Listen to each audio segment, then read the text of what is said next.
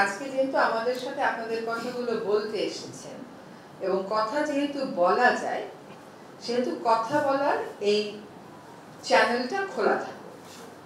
হ্যাঁ, এটা খোলা থাকুক। এইখানে জেলায় জেলায় এই যে আপনারা এখানে কতগুলো লাইন লিখেছেন না, আপনারা এটার অপব্যবহারের ভয় পাচ্ছেন।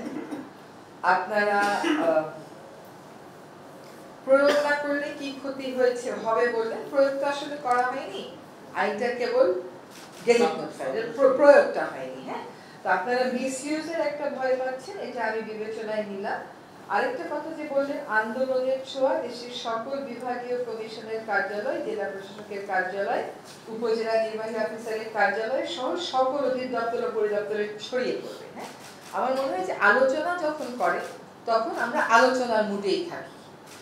ঠিক আছে, আপনাদের এই আইনটা নিয়ে কিছু কনসার্ন আছে, আপনারা জিনিসটাকে একভাবে দেখেছেন, সরকার হয়তো জিনিসটাকে অন্যভাবে দেখেছে। তো জিনিসটা আপনাদের দেখাটার প্রেক্ষিতে সরকারের কি বক্তব্য, সরকার নিশ্চয়ই নিজেদের মধ্যে আলোচনা করে এটা আপনাদেরকে জানাবে। এটা ভালো উপলব্ধি যে আমরা সকলেই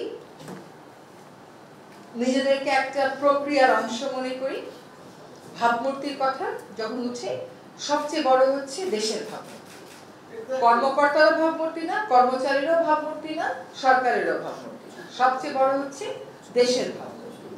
দেশটা একটা সুশৃঙ্খল ভাবে গড়ে উঠুক, সকলে আমরা সকলের সীমা পরিসীমা ঠিক করে নিই, সেখানে অপব্যবহারও যেমন না ঘটে এটাও যেমন জরুরি, শৃঙ্খলাও তেমন থাকে সেটাও সেরকম জরুরি।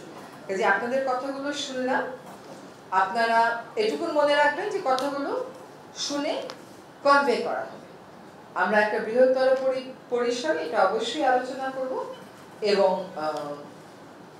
আপনাদের সাথে যদি কথা বলার প্রয়োজন হয় আবার বলা হবে, শোনার প্রয়োজন হয় আবার শোনা। ঠিক আছে, ধন্যবাদ।